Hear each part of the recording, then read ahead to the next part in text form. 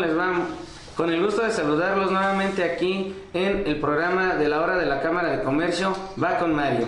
Hoy tenemos un invitado muy especial. Me siento afortunado, doctor, por tenerlo aquí presente en este programa de la Cámara de Comercio. En nombre del licenciado Fabián Camacho te doy la cordial bienvenida. Te agradecemos el que estés aquí con nosotros. Y bueno, pues tenemos al doctor Víctor Vega Villa. Él pues creo que no necesita presentación. Es doctor en administración, es contador público, director de la Facultad de Contaduría y Administración en su momento cuando yo era estudiante, imagínense. Entonces han de saber lo privilegiado que me siento hoy en día. Doctor, muchas gracias por venir.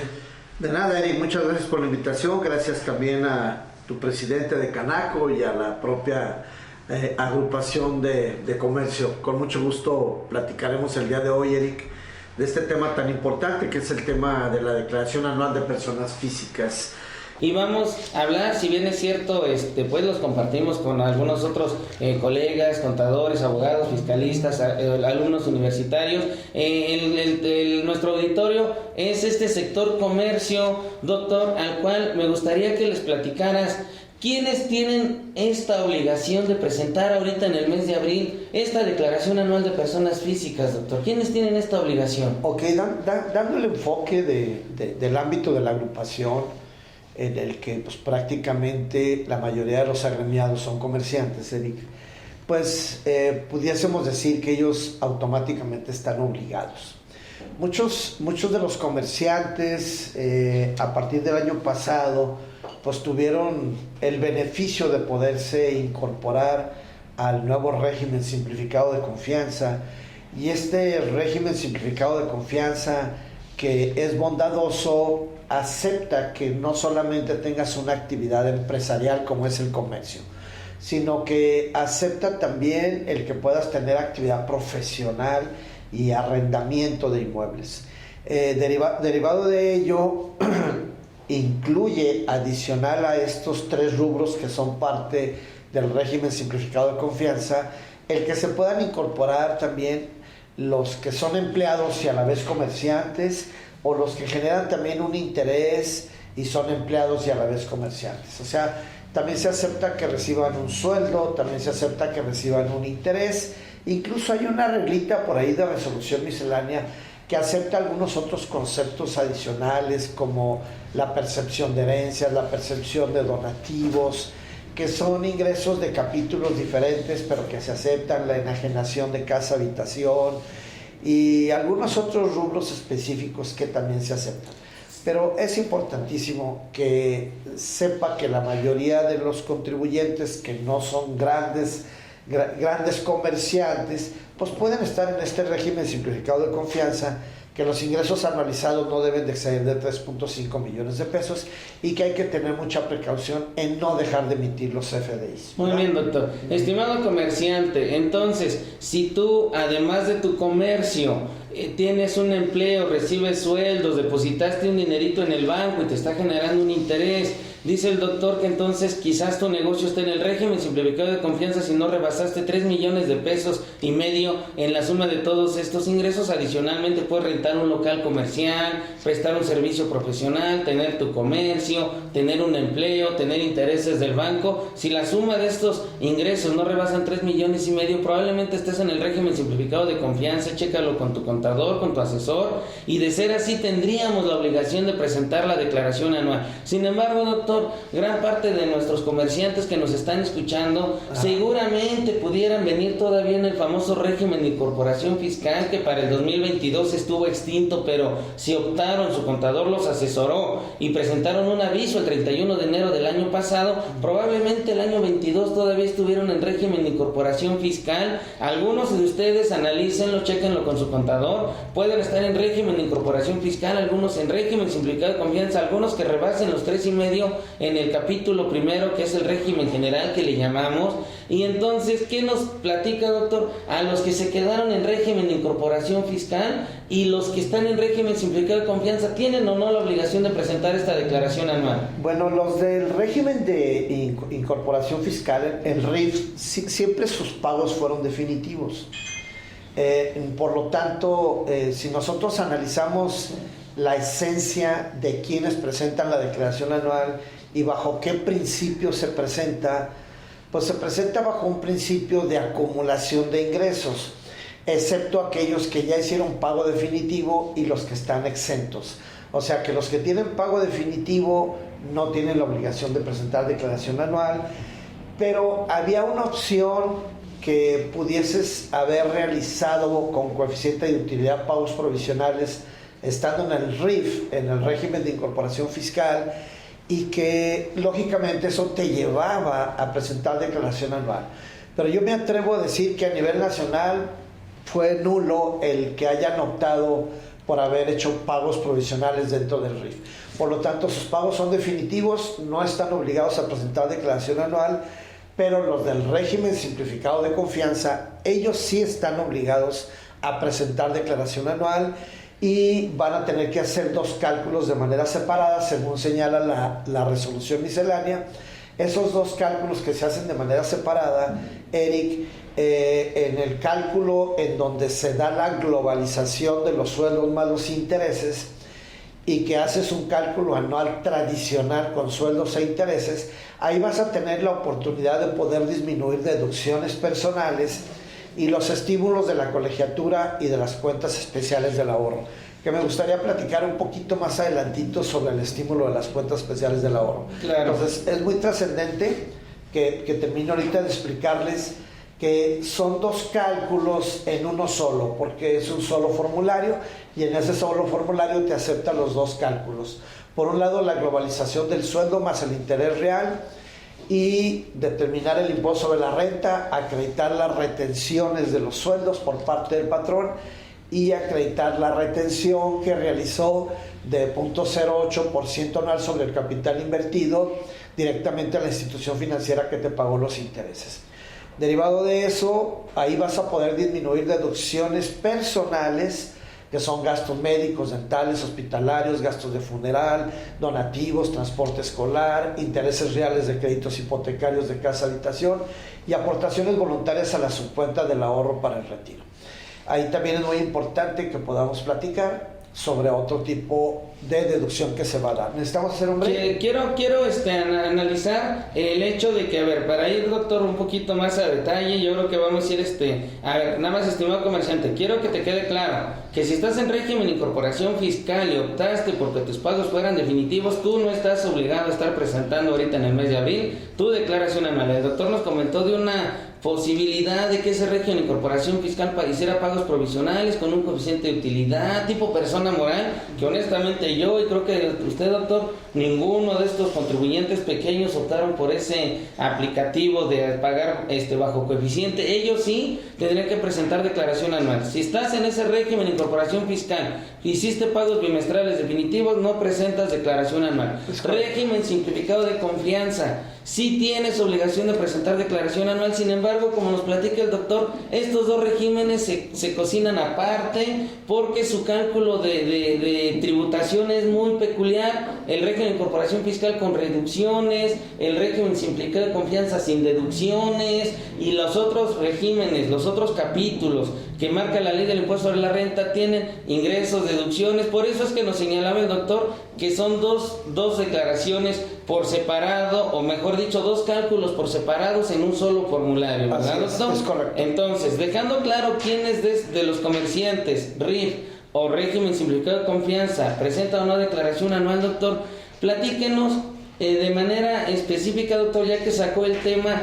Todos los que nos están escuchando y que quieren o deben de presentar declaración anual, ¿cuáles son las deducciones personales? Que si bien es cierto, 2022 ya se nos pasó y a lo mejor no las solicitaron, que para este 2023 estén muy atentos y puedan solicitar este tipo de deducciones para que en su declaración anual hasta un saldo a favor puedan tener y les devuelve el fisco este dinero, ¿verdad, doctor? Claro, y vamos a platicar un poquito del mecanismo de la devolución automática.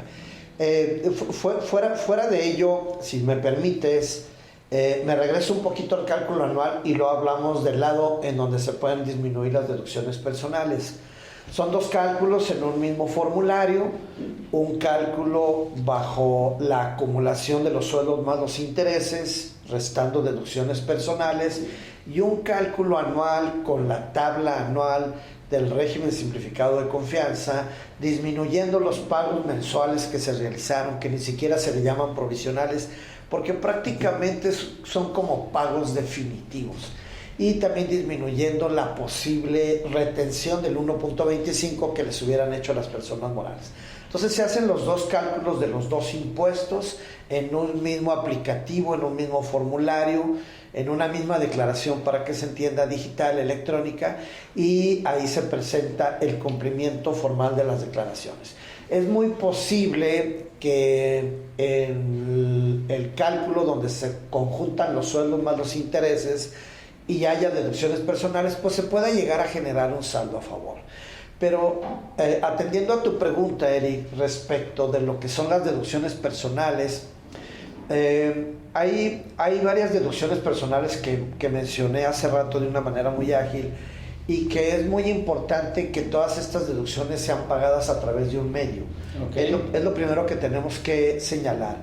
Y de manera específica, que el CFDI con el que contemos venga en un momento dado, incluso ya prellenado en la declaración, y solicitarlo en función a que lo que se va a deducir es una deducción personal y no un gasto general.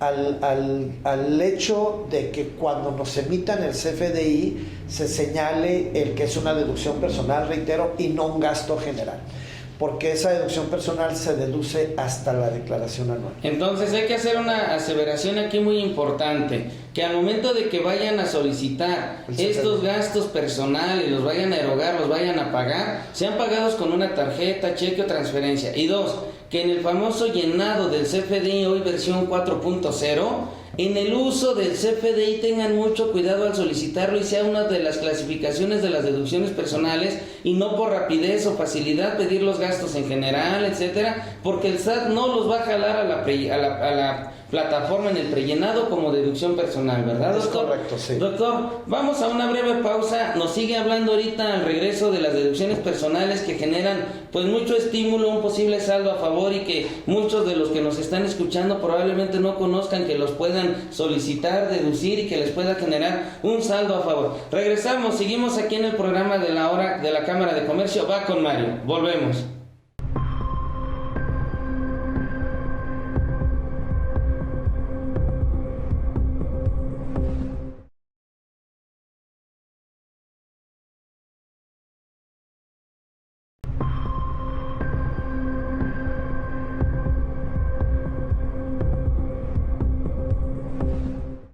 Pues ya estamos de regreso, nuevamente con el gusto de saludarlo, servidor Mario Eric Anaya Arteaga, titular de este programa de la hora de la Cámara de Comercio Va con Mario. Y bueno, tenemos aquí al doctor Víctor Vega Villa, que nos está platicando de la declaración anual de personas físicas. Y en el bloque anterior estábamos platicando, doctor, de las deducciones personales. Sí, estas deducciones que, como ya nos los comentó, pagar con un medio, tarjeta, transferencia, monedero electrónico. Dos, mucho cuidado al momento de solicitar el CFDI, que venga con un uso de CFDI de una deducción personal para que el SAT por default lo jale a la plataforma y podamos ocuparlos, doctor. ¿Cuáles son estas deducciones, doctor, que las personas pueden ocupar en su quehacer diario y que no saben que al final en la declaración anual les puede servir hasta para un saldo a favor, doctor? Claro, yo creo que es muy importante que todos los agremiados a la Cámara sepan que este tipo de deducciones de las que vamos a hablar se disminuyen hasta la declaración anual, y que la ley del impuesto sobre la renta las considera como una deducción personal, una erogación personal. No es para el SAT algo estrictamente indispensable que requiere el negocio, pero sí son cosas personales que permite deducir, y por eso se disminuyen hasta la declaración anual, y es muy conveniente que se ponga la clave correcta de que es una deducción personal, ya sea un gasto médico. El más común son los gastos médicos, dentales y hospitalarios, que de alguna manera eroga el propio contribuyente, ya sea como gastos propios o de su cónyuge o de sus ascendientes o descendientes, cuando estos todavía no ganan más de un salario mínimo. Okay. Entonces, derivado de eso, las personas que dependen de ti, sean tus hijos, sean tus padres, y en tu caso tu cónyuge, ellos podrás tener derecho a deducir el gasto médico, dental y hospitalario. Este gasto médico, dental y hospitalario también acepta otro gasto adicional dentro del rubro, que son algunos equipos que requieren las personas que tienen discapacidad o incapacidad. Cuando las personas tienen discapacidad o incapacidad con un certificado emitido por el IMSS o por el ISSSTE superior al 50% de incapacidad, se pueden llegar a deducir algunos otros equipos o algunas otras necesidades como las prótesis, como la silla de ruedas y toda esa serie de equipos que también se podrían llegar a deducir y que no tienen límite en su deducibilidad, porque esos no entran al límite que tienen todas las deducciones personales.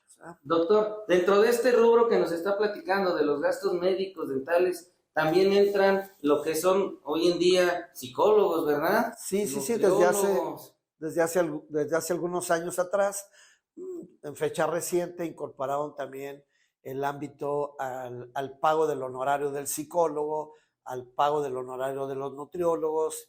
También se aceptan dentro de estos gastos en el ámbito reglamentario la erogación que tú hagas hasta 2,500 pesos de tus lentes graduados. También son aceptados, o sea, son gastos que los vas a poder restar en tu declaración anual. Si solamente tienes ingresos por actividad empresarial y estás en el régimen simplificado de confianza, no se te van a aceptar la deducción.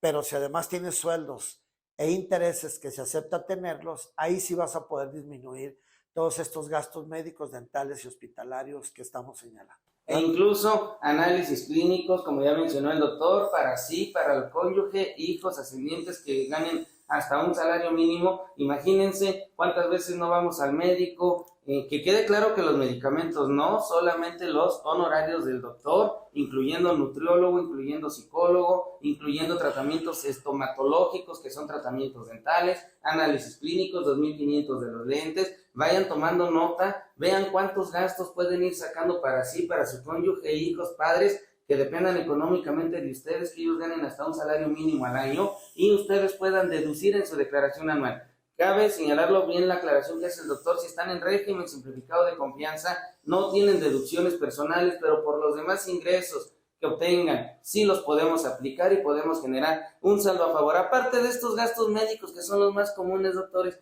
¿cuál nos puede platicar que también es muy común y que los podemos ocupar al final en la declaración anual? Bueno, nomás voy a hacer una aclaración en materia de los medicamentos. Cuando la persona tiene incapacidad y la propia institución oficial te reconoce un medicamento específico, ese sí lo puedes comprar si la propia institución no te lo está surtiendo, y en un sentido estricto de la literalidad de la ley pudiese ser deducible el medicamento específico, pero solamente en el caso de la incapacidad. Solamente en esos casos, o cuando el costo del medicamento está incluido en una factura de un gasto hospitalario dentro del hospital. Ahí está incluido como gasto hospitalario. Así que nos sentimos mal o tenemos un tratamiento de diabetes, de hipertensión. Sin tener la incapacidad, no es deducible. Ese certificado de incapacidad para que sea más del 50% la discapacidad, ¿verdad, doctor? Así es. Entonces, ahí sí, todos los tratamientos de medicamentos de manera consistente, constante, sí pudieran ser deducibles en este cálculo de la declaración anual. Claro. Doctor, yo creo que muchos de los que nos escuchan en su momento fueron empleados, asalariados, hoy en día lo pueden seguir siendo y tener su propio negocio. Ajá. Y haber obtenido un crédito Infonavit, una casa, o a través de Fobiste en caso de que sean trabajadores del gobierno, o directamente haber adquirido una casa a través de un crédito hipotecario de un banco. ¿Qué nos platica al respecto, doctor? Mira, en ese sentido se pueden deducir los intereses que exceden de la inflación. Esto se conoce con el nombre de interés real. El interés que tú le pagas a la institución financiera por un crédito hipotecario que de alguna manera puede ascender hasta 750,000 unidades de inversión, este interés que tú pagas, si excede 750,000 unidades de inversión, lo puedes deducir de manera proporcional hasta 750,000, como lo señala el reglamento. Si no es así, vas a estar cubriendo y deduciendo la totalidad de los intereses reales, o sea, los intereses que excedieron de la inflación. Ese interés real derivado de un crédito hipotecario de casa habitación, solamente de eso, va a ser totalmente deducible conjuntamente con el gasto médico, dental y hospitalario que acabamos de señalar. Y tenemos algunas otras deducciones personales, como por ejemplo el seguro de gastos médicos. Eso es muy importante. Muchas familias tienen su seguro de gastos médicos, a pesar de que cuentan con la seguridad social, pues tienen aparte su seguro de gastos médicos, y ahí la ley no te limita que puedas meter a tus ascendientes o descendientes en línea recta, a pesar de que ganen más de un salario mínimo. Puedes tener tu póliza de seguro de gastos médicos con tus hijos que ya se sostienen directamente ellos y ganando ya más de un salario mínimo.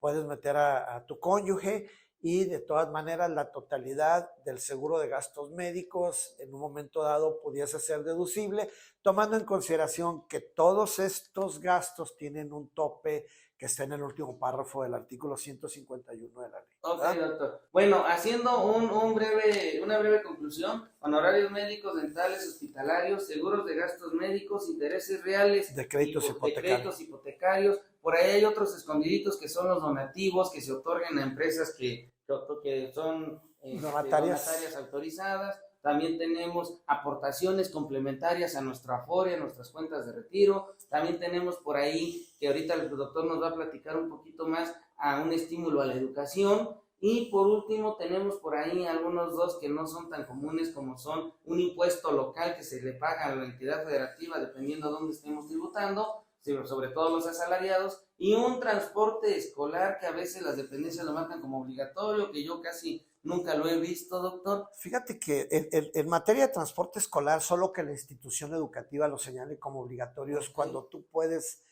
accesar a que realmente sea deducible. Si la institución educativa no lo señala como obligatorio, no podrás accesar a la deducibilidad. Entonces se convierte un poquito en letra muerta, al igual que el impuesto estatal sobre sueldos, que no existe ahorita en ninguna entidad federativa. Okay. Respecto de la aportación voluntaria a la subcuenta del ahorro para el retiro, que eso es muy importante, pues es tan trascendente que tú lo puedes dejar ese ahorro hasta los 65 años, retirarlo posteriormente y no te va a provocar el pago de ningún impuesto y sí una buena deducción conforme tú fuiste ahorrando en esa subcuenta voluntaria del ahorro para el retiro. Doctor, dos cosas muy importantes. Sí.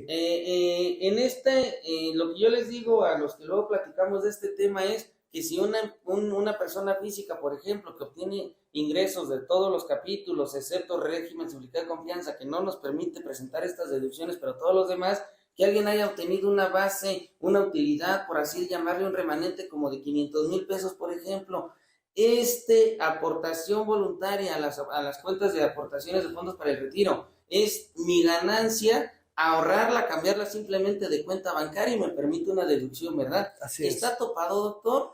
Esa no entra en el tope. Tiene sus propios topes de un 10% del total de los ingresos, que no exceda de 5 UMAS anualizadas, tiene su propio tope, okay, pero no entra dentro del tope global de todas las deducciones. Hablemos, a ver, para que nos vayan entendiendo, hay dos topes, de hecho 3 que ahorita vamos a mencionar en estas deducciones personales para poder cambiar y platicar de otros temas, pero creo que esto es muy importante porque la mayoría de las personas físicas desconocemos qué todo podemos pedir, hasta qué monto, cómo lo debemos solicitar, y es lo que nos puede dar un saldo a favor. A ver, doctor, aclarando, las deducciones personales en general, ¿cuáles son los topes que tienen todas las deducciones y cuáles no entran en ese tope, doctor? Primero, la que no entra, en este momento hay dos que no entran, que es prácticamente los gastos médicos y hospitalarios y las prótesis y todo lo que sean utensilios para personas que tengan incapacidad superior al 50%, no entra al tope. Y no tiene su propio tope, o sea, ese es muy libre. La otra, que es la aportación voluntaria a la subcuenta del ahorro para el retiro, tampoco entra al tope global, pero sí tiene su propio tope de un 10% del total de los ingresos, máximo hasta 5 UMAS anualizadas. Que ahorita son como 175,000 pesos para el 2022. Aproximadamente. Entonces, eso se maneja.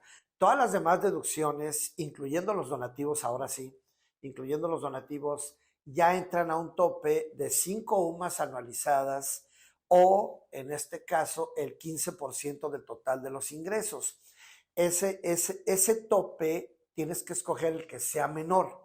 El que sea menor de las dos cantidades va a ser tu tope del resto de las deducciones personales en las que no entran los dos estímulos. El estímulo de las colegiaturas no entra tampoco, esa tendrá su propia limitante, y el ahorro en cuentas especiales del ahorro en instituciones financieras o aseguradoras tampoco tampoco entra a este tope global, sino tiene sus propios topes. Platíquenos antes de irnos a este corte, doctor, claro, de ese gran estímulo que viene en el artículo 185 de la Ley del Impuesto sobre la Renta, que seguramente nos va a dar una muy buena noticia poder algo hacer hoy en día. A ver, platíquenos. Doctor. Mira, lo más interesante de ese estímulo, Eric, para la declaración anual es que tú puedes aperturar la cuenta especial del ahorro en instituciones financieras o aseguradoras, que ese dinero va a ser una reserva para tu futura pensión o jubilación. Básicamente para eso lo crean estas cuentas especiales del ahorro. No entran en las deducciones personales, sí lo puedes hacer deducible hasta 152,000 pesos anuales. Okay. Hasta 152,000 pesos anuales, y debes de conservar el ahorro durante 5 años. Es muy importante lo que van a escuchar ustedes. Ahorita, antes de presentar la declaración anual que se vence, se puede decir que el último día de abril, aunque vamos a ver que es domingo, que es día inhábil, aunque se vence el último día de abril, si ustedes aperturan esta cuenta especial del ahorro, que lo tienen que dejar ahorrado durante 5 años, máximo 152,000 pesos, si la aperturan ahorita en este año y no en el año pasado, porque estamos haciendo la declaración del año pasado, aunque la aperturen en este año, van a tener la posibilidad de hacer deducible ese ahorro. Al momento en que ustedes ahorren hasta ese monto de 152,000 y lo dejen durante 5 años, se les va a generar el derecho de la deducibilidad de un ahorro. No es una erogación, es un ahorro al que van a tener derecho a deducir, y que cuando se cumplan 5 años tendrás derecho a retirar y acumular con una retención de la tasa máxima de la tarifa, que es el 35%. Muy bien. ¿Verdad? Es un beneficio muy bueno, porque incluso ya lo hemos aprovechado en diferentes ocasiones, y este beneficio hemos aperturado cuentas antes de presentar la anual y la deducimos en la declaración anual. Entonces, miren, estimado comerciante, si ahorita su contador, ahorita en el mes de abril, antes del 30, máximo el 30, les está presentando su declaración anual, les da la noticia que tienen que pagar muchísimo de impuesto sobre la renta, el día de hoy pueden ir a aperturar esta cuenta en una institución financiera, ahorrar hasta 152,000 pesos y bajar relativamente el impuesto sobre la renta y esperarse 5 años para que lo puedan retirar, pero su propio ahorro. Cierro con esto este bloque, doctor. Yo lo platicaba ayer en una plática que tuvimos precisamente de este tema, de que imagínense, 175,000 pesos de las deducciones personales, las genéricas, hasta ese tope aproximadamente. A ir a la Afore y depositar otros 175,000 o 10% de mis ingresos. E ir a una institución bancaria y ahorrar otros 152,000 pesos. Vean, entre lo que es mi mínimo vital y 2 grandes cuentas de ahorro, ¿cómo puedo disminuir mi base gravable en mi declaración anual y poder tener un impuesto a favor? ¿Sí? Y poder llegar a tener un impuesto a favor. Y si quieres, después de la pausa, no sé si tengamos que hacer una pausa ya, platicamos un poco sobre los saldos a favor. Muy bien, vamos a un pequeño corte nuevamente y regresamos con el doctor Víctor Vega Villa. Continuamos.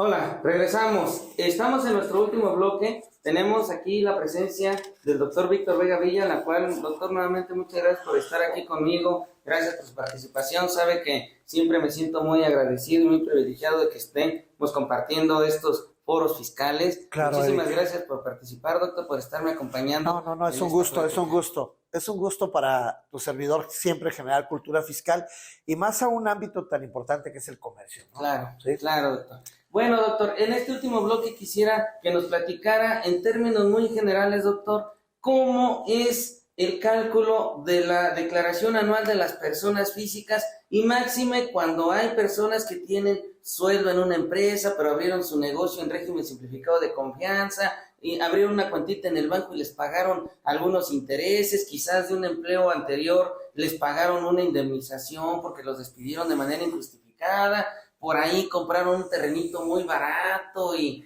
lo compraron con cierta ventaja, pero a lo mejor vendieron un local comercial que tenían para comprar su casa. ¿Cómo es, en términos muy generales, doctor, este cálculo de la declaración anual de personas físicas? Fíjate que es muy importante este cálculo porque, como decíamos hace algunos minutos atrás, una parte se va a globalizar, ya que las personas físicas trabajan sobre un principio de globalización o de acumulación de bases o de ingresos, para que mejor se entienda en la declaración anual. Excepto los que están exentos, los ingresos exentos y los que ya durante el ejercicio fiscal hicieron un pago definitivo, como los del RIF. Ellos no tienen la obligación de hacer declaración anual. Pero una persona que está en el régimen simplificado de confianza, con todas las características que tú mencionas, y que además pudo haber tenido sueldos, pudo haber tenido intereses, pudo haber enajenado su casa y pudo haber incluso recibido una compensación por separación de algún trabajo. Entonces, esa persona va a tener que globalizar todo lo que corresponde a los sueldos y a los intereses, y del interés va a poder disminuir la inflación, acumular el interés real a los sueldos grabados. Todo el capítulo que más exenciones tiene es el capítulo de sueldos.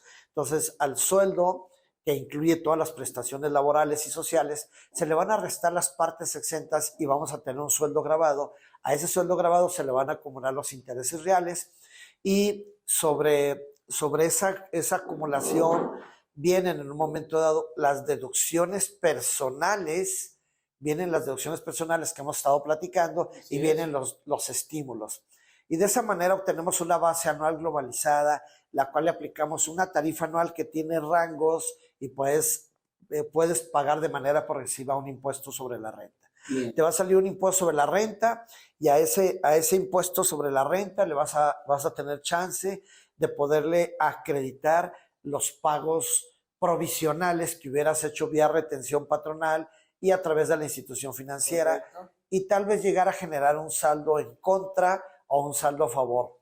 Pero por otro lado, tienes que considerar todo el ingreso del régimen simplificado de confianza, justificado con el CFDI correspondiente, y le vas a aplicar directamente una tabla anualizada para que entre el 1 y el 2.5, cualquiera de las tasas respectivas, sea tu impuesto anual, al que le vas a quitar tus 12 pagos mensuales y las retenciones respectivas.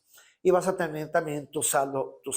Todo eso en un solo aplicativo, y es la manera en que van a hacerlo muchos contribuyentes del régimen simplificado de confianza. Entonces, como nos lo acaba de platicar, doctor, va a venir dos cálculos en la misma declaración, dos rengloncitos, uno para los demás ingresos, llámese sueldos, intereses, dividendos, enajenación de casa o local comercial, etcétera, ¿sí? Sí, claro. Ahí vamos a poder presentar toda la acumulación de nuestras bases grabables, utilidades, por así decirlo, quitándolo exento, y a esos conceptos le podemos meter las deducciones personales que platicamos hace un ratito. Régimen simplificado de confianza, en otra pestañita, puros ingresos, tasa, menos lo que estuvimos pagando y nos retuvieron, ¿sale? Doctor, si después de este cálculo nos sale o nos resulta un saldo a favor, ¿qué ventajas tienen estas personas físicas y quiénes para poder que el fisco les devuelva ese saldo a favor, doctor? Mira, hay una regla muy importante que es bueno que se la aprendan todos y que se las puedan mencionar a sus asesores,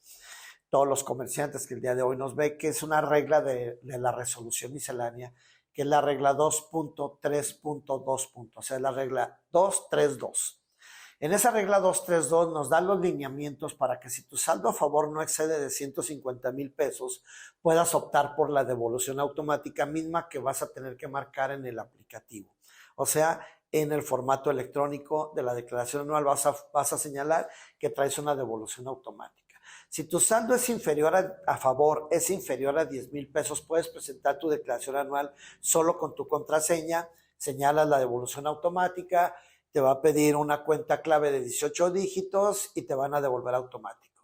Si tu saldo a favor es superior a 10,000 pesos y hasta 150,000, también puedes solicitar la devolución automática a pesar de que presentes fuera de tiempo tu declaración, hasta el 31 de julio todavía va a existir la devolución automática y vas a tener esa devolución automática, Eric, presentando tu declaración con tu firma electrónica. Okay. Pero si ya viene en el aplicativo, ya viene prellenado tu clave de 18 dígitos, con la pura contraseña presentarás tu declaración anual y podrás accesar a la devolución automática. Okay. Si tu saldo a favor es superior a 150,000, entonces vas a meter un formato específico para solicitar devolución fuera de la devolución automática, que es el que le llamamos FED por sus siglas, y ese saldo, bueno, hará su trámite respectivo para que te devuelvan ese saldo a favor. Ahora, es muy importante que puedan accesar esta devolución automática porque el saldo está, el fisco está devolviendo con mucha agilidad los saldos a favor. Muy bien. Bueno, hay que tomar muy en cuenta entonces que si su asesor les comenta que tienen un saldo a favor menos de 10,000, en automático, aunque no tengan firma electrónica, lo pueden tramitar. De 10,000 a 150,000 tendría que ser con firma electrónica. Sin embargo, como dice el doctor, si ya viene precargada la cuenta bancaria a donde les han transferido anteriormente, con la contraseña sin firma electrónica. Y hacemos esta aclaración por los problemas que ha habido para obtener la firma electrónica, las famosas citas y demás. Tenemos esta ventaja que nos acaba de comentar el doctor para las devoluciones automáticas. Ya si son más de 150,000, pues hay que hacerlo de manera formato por separado y no automático en la declaración anual. Tenemos un caso específico, Eric, de una sucesión en la que tiene un saldo a favor, incluso menor a 150,000 pesos, que es una declaración que la tiene que presentar el albacea. Correcto. Del testador, de la persona que fallece, y no se puede accesar a la devolución automática. Es una declaración en la que no se puede accesar. Tampoco pueden solicitar devolución automática los que tienen negocios en copropiedad o en sociedad conyugal, ¿verdad? O sea, son algunas limitantes y muchos otros que a lo mejor en un momento dado hicieron algunas operaciones inexistentes y la autoridad ha detectado, pues les va a rechazar los saldos a favor, más bien no les va a permitir que puedan en un momento dado accesar a devoluciones automáticas. Hay limitante. Qué buenas precisiones nos hace, doctor, porque si no todo el mundo va a decir, no, yo sí tengo derecho a mi devolución automática, pero sí hay algunas excluyentes que no pueden, algunas personas que no pueden traer estos beneficios muy específicos, como nos acaba de comentar el doctor. También cuando te hayan restringido tu sello digital para facturar, por alguna razón, de las que señala el artículo 17H bis, pudieses, más bien vas a estar limitado a poder solicitar la devolución automática. Los casos que señala el doctor es cuando en el ejercicio la autoridad haya cancelado nuestros sellos para facturar por no haber presentado declaraciones, porque no concordaban nuestras declaraciones con los CFDIs emitidos, porque estamos como no localizados, una serie de causales que viene el 17H bis del Código Fiscal de la Federación. Si les cancelaron su sello de manera temporal, aunque lo hayan aclarado, están como fichados y no entran a esta devolución automática de impuestos. Doctor, en caso de que en lugar de tener un saldo a favor, tuviéramos un saldo a cargo y tuviéramos que pagar, ¿hay alguna facilidad para los contribuyentes, personas físicas, de no tener que pagar todo ahorita el 30 de abril, doctor? Claro, hay una facilidad en la regla 317.3, también es muy importante que se la aprendan, de resolución miscelánea, 317.3. En esa regla nos encontramos con la facilidad, sin necesidad de meter una garantía ante la autoridad, de poder pagar en 6 pagos, pero la primera sexta parte la tenemos que cubrir forzosamente antes de presentar la declaración anual. Tenemos que cubrir la primera sexta parte. En esta regla vamos a encontrar un cuadrito que con el saldo que nos queda de las otras 5 sexta partes, tomando el número de meses que queramos diferir, que pueden ser hasta 6, hasta 5, hasta 4, 3, etcétera, nos va a dar una tasa de financiamiento. Hay una tablita en la regla donde podemos obtener la mensualidad que vamos a ir pagando en los meses subsecuentes ya con un financiamiento. Por ejemplo, si después de pagar la primera sexta parte te queda un saldo a favor de un saldo a pagar de 86,400 pesos y optas por 6 parcialidades, pues tú sin financiamiento serían 14,400. Pero ya con la tablita y el financiamiento se va de los 14,400 a 14,982 pesos. Entonces, esa tablita es muy importante para que sepan que hay que pagar con financiamiento, pero que automáticamente te da chance la autoridad de pagar la primera sexta parte antes del anual y 5/6 partes más para que puedas en un momento dado utilizar la facilidad. Pues muy ¿Verdad? bien, qué bueno doctor que nos comenta esta facilidad para que si el asesor de nuestros comerciantes les comenta que si sale mucho a pagar y no tengan mucha liquidez ahorita, pues puedan apegarse a esta regla y poder solicitar el pago en parcialidades. El financiamiento está relativamente económico y pues bueno, hasta 6 mensualidades podemos estar pagando en parcialidad.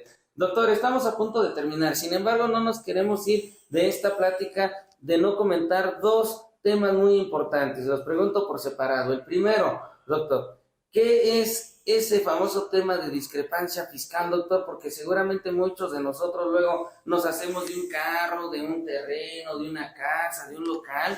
Desafortunadamente no tenemos la cultura tributaria de estar declarando. No quiero decir que nos dediquemos a algo ilícito, que estemos por ahí realizando actividades que no están reguladas en la ley, pero que por la falta de cultura tributaria no presentamos esta declaración anual, doctor, y resulta que el fisco dice, oye, pues ¿de dónde sacaste para el carro, para el terreno, para la casa? Si a mí nunca me has presentado tu declaración anual, ¿de Claro. dónde obtienes estos ingresos? ¿Qué es este tema de la discrepancia fiscal, doctor?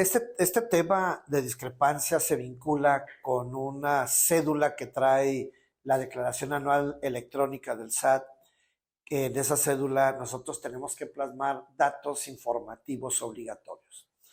¿Qué significan los datos informativos obligatorios? Son dos paquetes de datos informativos obligatorios en los que nosotros, si de alguna manera no se los damos a conocer al SAT, en la declaración anual y de manera informativa, sin necesidad de tener que pagar un impuesto sobre la renta, esos ingresos que pudiesen estar exentos o que a lo mejor ni siquiera son ingresos o que pudiesen tener un pago definitivo, el definitivo se convierte en provisional, lo exento se convierte en gravado y el no ingreso se convierte en un ingreso fiscal.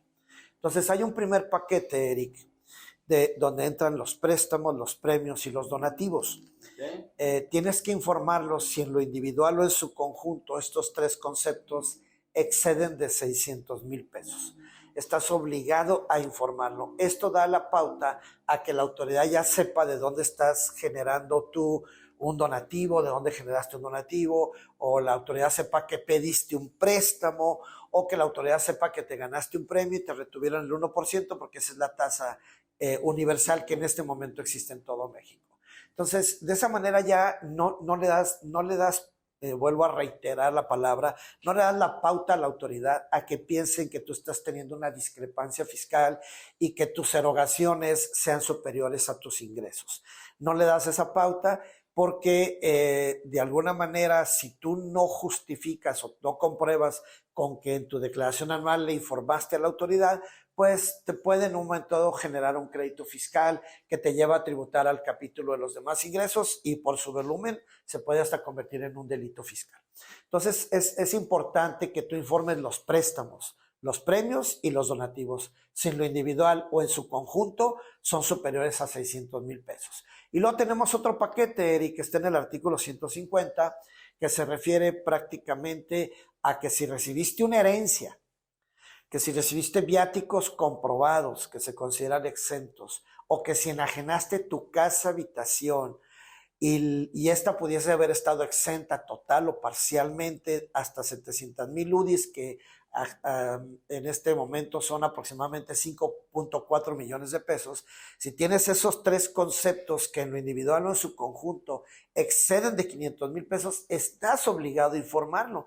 De esa manera la autoridad ya sabe que vendiste tu casa exenta y que estás comprando otra casa o que estás comprando un terreno o que con ese dinero estás comprando un vehículo o una joya, que son actividades vulnerables. Bien. O estás prestándole a otra persona. Bien. Entonces, como tú observas, esos datos informativos obligatorios son sumamente importantes, porque si no los informas y la autoridad se entera de que recibiste una herencia, que recibiste un donativo, que recibiste un préstamo, que vendiste tu casa y no la informas, lo exento se convierte en gravado y lo no ingreso se convierte en ingreso fiscal. Bien, bueno, ¿verdad? Como pueden ver, estimados comerciantes, Es muy importante no caer en su actividad diaria, en su giro, que es muy desgastante tener el comercio, trabajarlo, emplear a personas, darlos de alta al seguro, salir adelante con un negocio, y que por no tener esta cultura tributaria de informar, de presentar la declaración anual, nos pudiéramos estar metiendo en problemas hasta de defraudación fiscal, ¿sí? La discrepancia fiscal como tal, en términos muy generales, es gastar más de lo que ganamos o de lo que declaramos que ganamos. En el ejemplo que les poníamos, no puedes comprar una casa, un carro si no hemos declarado que lo ganamos previamente de una actividad lícita. Y a veces, como nos señaló el doctor, ni siquiera es una actividad que sea una actividad empresarial, un arrendamiento, etcétera. Simplemente vendí una casa, recibí un donativo de mis papás que me están transfiriendo una cuenta bancaria. Que está exento. Está exento, pero tenemos que informarlo en la declaración anual como nos lo está haciendo hincapié. Imagínate que recibas una herencia. Yo platicaba ayer con un señor que le vamos a declarar una herencia de 12 millones de pesos. No, hay un caso más que nos preguntaban ayer en la plática, 150 y tantos millones de unas herencias tremendas. Claro. No está grabado, está exento al 100% por tratarse una herencia, pero no, y la herencia ni siquiera tiene que ser entre familiares. No. Puede ser hasta entre amigos o entre primos. Un legado, lo que le llamamos un legado, ¿no? Etcétera. Entonces, es muy importante, como nos decía el doctor, informarlo, presentar declaración anual, informar nuestros ingresos para así poder estar tranquilos fiscalmente y poder demostrar de dónde obtenemos nuestro patrimonio. Bien, doctor, pues muchas gracias nuevamente por su participación. Sabemos que el tiempo se va muy rápido, es un tema para hablar 5 horas aproximadamente por tantos detalles que tiene esta declaración anual de las personas físicas. Sin embargo, bueno, creo que nuestros comerciantes están muy bien informados con un experto como usted, y no sé si quiera decir... Claro, quiero hacer una aclaración de algo que se nos está escapando, Eric, porque puede haber contribuyentes del ámbito comercial, Eric, que pueden no tener la oportunidad de estar en el régimen simplificado de confianza, porque nos enfocamos mucho a él, por haber excedido de 3.5 millones de pesos, hay muchos, por ser socios de otras sociedades mercantiles, limitantes que pudiesen en un momento tener alguno de los tipos que limitan en tributar en régimen simplificado de confianza. En asimilables. Entonces, si tú no estás en el régimen simplificado de confianza y estás en lo que históricamente conocemos, entre comillas, como régimen general, entonces ahí vas a tener que tener una formalidad diferente y ahí vas a tener que obtener tu utilidad que le llamamos gravable, que se va a sumar a los otros ingresos que pudieses tú haber tenido, en este caso los sueldos grabados, el interés real o cualquier otro ingreso que pudieses haber tenido, como dividendos, por ejemplo, que no te permitió estar en el régimen simplificado. Ahí se va a hacer una globalización y solo harás un único cálculo bajo una técnica de un cálculo anual tradicional. Quiero comentarles que hay otros cálculos especiales, sobre todo 2 muy utilizados en la práctica. Uno que lo mencionaba, Eric, que es un cálculo anual especial de cuando una persona es despedida de manera injustificada. Ese cálculo anual especial también es más importante que el tradicional. Y otro cálculo cuando una persona enajena un bien, ya sea un inmueble, un bien mueble o un título valor. Bien. Y tiene otro cálculo anual especial que está en el artículo 120 de la ley. 120 de la ley. Sí, doctor. Aclaración nada más. Que nos haces estas precisiones, que como les decimos, esto da para mucho tiempo más, pero bueno, también que conozcan que aparte del cálculo separado de régimen simplificado de confianza con los demás ingresos, aparte del cálculo tradicional de acumulación, deducciones personales, tarifa y acreditamientos y retenciones, hay otros pagos anuales especiales donde solamente se acumula una partecita, otra paga con unas tasas separadas, pero pues si nos dan oportunidad, doctor, lo invitamos otro día a que nos platique de cada uno de estos capítulos de las personas físicas, que nuestros comerciantes pueden estar inmersos en ellos y que seguramente podemos tener una amplia cultura fiscal. Doctor, muchas gracias por su participación. Hay comerciantes que pueden llegar a tener otro tipo de ingresos como dividendos por ser socios de otras sociedades. Correcto. O que pueden llegar a tener arrendamientos o que pueden llegar a tener, cualquier otro tipo de ingresos de los que se señala en este título cuarto. Muchas gracias, Eric, por la invitación. Gracias a tu presidente de Canaco y a la propia institución. Sí, muchas gracias. Bueno, doctor, nuevamente le agradecemos. Nos despedimos en su programa La Hora de la Cámara de Comercio. Va con Mario. Hasta pronto.